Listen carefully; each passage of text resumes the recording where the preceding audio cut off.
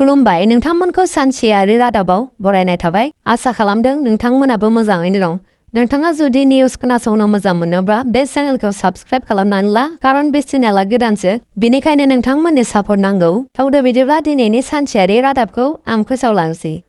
गिबि खौराङाव दं बोसोरनि जोबथा सानावनो जिनाहारि खालामनाय जाथाय फिन आरोबाव साथाम लंपट मुस्लिम सुबुंनि आखायाव सानै उन्दै लाइमोननि जिनाहारि खालामनाय जाथाया सोराङाव फैदों जों मिथिगौ रायजोनि दाब दाब जायगायावनो माब्लाबा समाव जिनाहारि खालामनाय जाथायफोरखौ खोनानो मोनबाय थायो बेबायदिनो फिन आरोबाव उदालगुरिनि माजबादाव हानजायारि जिनाहारि खालामनाय जाथाया सोराङाव फैदों इमानुल हक हाजिजुर रहमान रफिकुल इस्लाम लंपटनि आखायाव जिनाहारि खालामनाय जाथाया ओनसोलनाङैनो मोनसे सोमोनांनाय थासारि लाबोदों जाथायनि बागै मिथिनो मोननाय बायदिब्ला ट्राइबेल हारिनि सानै उन्दै लाइमोनखौ जिनाहारि खालामदों जिनाहारि खालामगिरि दायनिगिरि दुथां सुबुंफोर इमानुल हक आरो आजिजुर रहमान आरो रफिकुल इस्लाम बिथांमोनखौ पुलिसा हमनानै गावसोरनि आवथायाव लानानै थांबाय होनना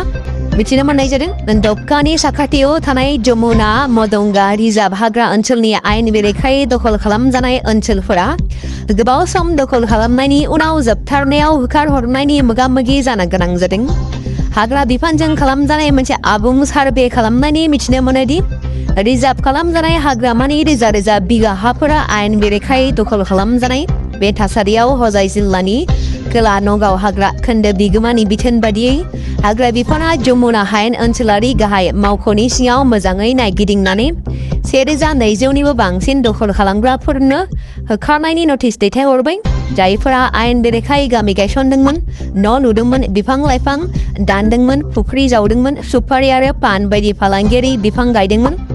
दबका हाग्रा रेन्जनि सिङाव गोग्लैनाय जमुना मदंगा रिजार्भ अरननि सिङाव आबाद मावनाय खामानिफोर मावबोदोंमोन बिथांमोननो बे नटिसखौ दैथायहरनाय जादोंमोन हरखाबनो नटिस मोननायनि उनाव गोबां गोरिब गामिनि सुबुंफ्रा सोमोनांहोदों गावबा गावनि फोथारखौ जोबस्रांनाय नुनायाव गिनानै बिसोर गोसोआरि लोरबां जादों फारसेथिं खुंथाया रोखा बुंदोंदि दबकायाव होखारनाय हाबाफारिया 2 जानुवारियाव जाथारगोन थांनाय साननैसोनिफ्रायनो लाउड स्पिकारनि गेजेरजों होखारनायनि सोमोन्दै फोसावगासिनो थादों आरो हाग्रा बिफान आरो जिल्ला खुंथाय मोन्नैबो आबुङै थियारि जानानै दं बे थासारियाव मैया बिन्नाकान्दी बियाबनि एमएलएआ माखासे दैदेनगिरि आरो मावथिफोरजों लोगोसे हजाय जिल्लानि जिल्ला बेंगिरि बिद्युत बिकास बागुबतखौ लोगो हमहैदों आरो गांसे गोसोखां बिलाइबो दैथायहरो बे गोसोखां बिलाइयाव हा गैजारोङैफोरनो थाबैनो हा होनायनि राहा खालामना होनांगौ होनना दाबि खालामनाय जादों आरो बे दखल खालामनाय हाबाफारिखौ मानगोनां आरो गोजोनै मावफुंनो थाखाय खावलायनाय जादों गोदान बोसोरनि एसे सिगां होखारनाय हाबाफारिखौ जागायदोंमोन आरो बेखौ लानानै ओनसोलाव फिनजाथाय जानो हमदोंमोन जायगानि सुबुंफोरा जिंगासिदोंदि सोलिबाय थानाय बोसोरारि आनजादनि गेजेराव होखारहरनाया फिन आरोबाव जायोब्ला फरायसाफोरनि सोलोंथायाव गाज्रि गोहोम खोख्लैनो हागौ होनना साननाय जादों तामुलपुराव मैदेरनि गाग्लोबनायाव सानै सुबुंनि जिउ खहा दुखुनांथाव बाथ्रादि मंगलबार हरनि गेजेराव तामुलपुरनि केरानियाव मैदेरनि गाग्लोबनायाव सानै सुबुंनि जिउ खहा जिउ गोमानाय सुबुंखौ कुमारिकाटा फरेस्ट डिभिजननि हाग्रा बिफाननि मावसुमा सन्जु इस्लारि आरो गुबुन सासे सुबुङा तपन टिमसिना होनना सिनायथि मोननाय जादों थांनाय मंगलबार खालिनो बे जाथाया जानानै थांदोंमोन जेराव 30 डिसेम्बर खालि मैदेर फालोखौ होखारनो थाखाय अपारेशन खालामनाय समावनो डिउटियाव थानाय समाव हाग्रा मावथि सन्जु इस्लारिया जिउ गोमायो बे समावनो गामिखौ नायनो थाखाय तपन टिमसिनियाबो हाग्रानि मैदेरजों बुथारजायो पुलिस आरो हाग्रा बिफाननि बिबानगिरिफ्रा जाथाय जायगायाव सहैयो आरो गोथै सहफोरखौ बोखांनानै कुमारिकाटा पुलिस आउटपस्टआव लानानै थांनाय जायो होनना सल'मा फोरमायदों गुवाहाटी नोगोरमाखौ लाफानानै गासै हादोरसायाव गुसुनि थासारिया गोख्रोङै बांदों थांनाय माखासे सानफोराव रायजोआव गोबां खुवा खुनायजों लोगोसे गुसुआ बांसिन गोहोम गोग्लैदों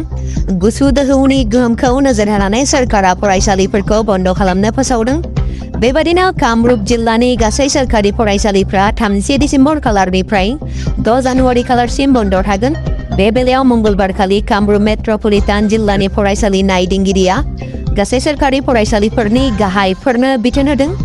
कामरुप मेट्रपलिटान जिल्लानि गासै सोरखारि फरायसालिफोरा सप्तासेनि थाखाय बन्द थागोन गुबुन फारसेथिं बे बिथोनाव गावारि खोन्दोनि फरायसालिफोरखौबो फरायसाफोरनि रैखाथिखौ नोजोर होनानै गावनो थिरांथा लानो बोसोन होनाय जादों फारसेथिं बे बाथ्राखौ लानानै सोलोंथाइ मन्त्रि डक्टर उनेस पेगुआ ससियेल मिडियानि गेजेरजों गावनि बिबुंथिखौ फोरमायदों ससियेल मिडियानि गेजेरजों सोलोंथाइ मन्त्रिया बुंदोंदि गुसु बोथोरनि गोहोमखौ नोजोर बोनानै गासै जिल्ला कमिशनारफोरखौ गावबा गावनि जिल्लानि थासारिखौ नायनानै नांगौ बादि राहा लानो थाखाय बिथाङा बिथोन होनाय जादों। 3 दानानो बारलांबाय जुबिन गार्गआ जोंनि गेजेरनिफ्राय रुंसारि जानानै थांनाया। फारसेथिं जुबिन गार्गखौ बुथारनाय जाथायखौ लानानै बिजिरसालियाव चार्जशीट दाखिल खालामनाय जादोंमोन। जुबिन गार्गनि हरखाबै रुंसारि जानायजों लोगोसे चार्जशीट दाखिल खालामनाया हादोरसानि गुबुन गुबुन जायगाफोराव मोनसे फिनजाथाय सोमजिहोगासिनो दं।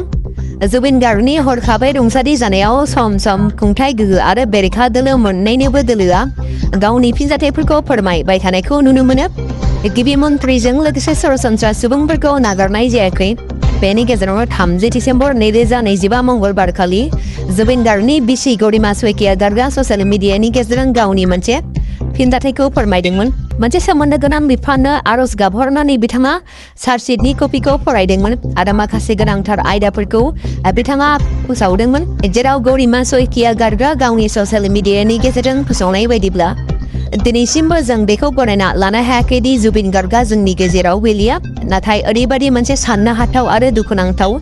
जाथाय जादों जायनि जाहोनाव जोंनि न'आ खैफोदनि सानखालिल' दायगोनां जाथाय जालांबाय, नाथाय आसामनि गासै आत्माया मोनसे गिदिर सदमा जानानै थानाय बादि मोनदांनो हादोंमोन। बेनिफ्रायनो बांसिन सोमोनांथाव बाथ्राया जाबाय जुबिन गार्गजों सोमोन्दो थानाय सहायनो हायै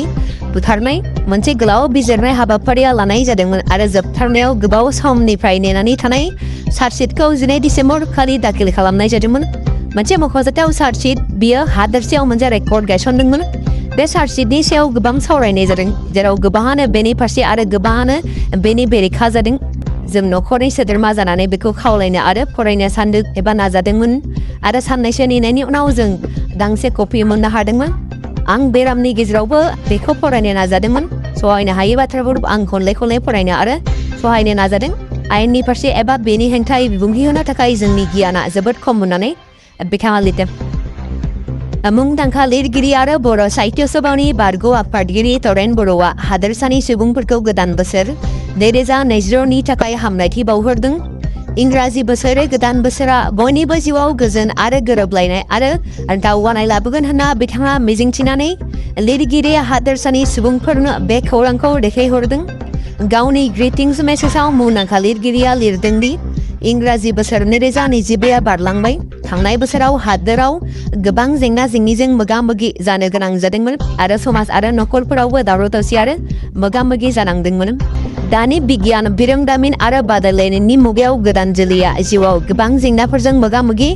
जानांनो हागौ। राजखान्थियारि बिथिङावबो गोबां सोलायनाय फैदों। बेनिखायनो थांनाय बोसोरखौ बावगारनानै खामानि मावनायनि हारिमुखौ गोख्रों खालामनो गोदान मिजिंजों आवगायलांनायनि सम जाबाय।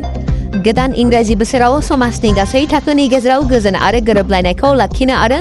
गाज्रि गोहोफोरखौ फोजोबस्रांनो थाखाय बयबो जयै खामानि मावनांगोन, जेराव तरेन बर'आ बेबायदि हामलायथि बावहरनायखौ नुनो मोनदों। नोंथांमोना भिडिअखौ नायनानै मोजां मोनदोंब्ला अन्नानै चेनेलखौ साबस्क्राइब खालामना लादो। बेजों लोगोसे नोंथाङा लाइक, शेयार खालामना होब्लानो जाबाय। गोजोन्थों।